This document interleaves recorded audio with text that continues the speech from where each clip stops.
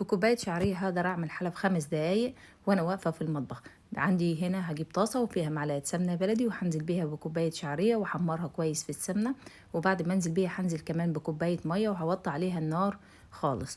هتهدن عليها النار، هتاخد نص سوا. هحضر معايا في الوقت ده كوبايتين لبن ومعلقتين ونص نشا وثلاث معالق سكر، والسكر هنا حسب الرغبة، وباكيت فانيليا.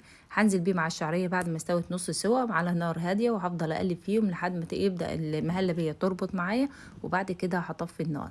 هبدأ اغرفها عندي في البولات او الاطباق او الكاسات اللي انت عايزاه، وبعد كده هنزل بيها بشوية مكسرات، هزينها بشوية مكسرات على الوش وهسيبها تبرد عندي خالص. ممكن تدخليها التلاجة او لا، وهتتاكل بألف هنا وشفا. ولو وصلت معايا لحد هنا حط لايك وفعل الجرس واشتركي في القناة. انتظروني الفيديو جاي، مع السلامة.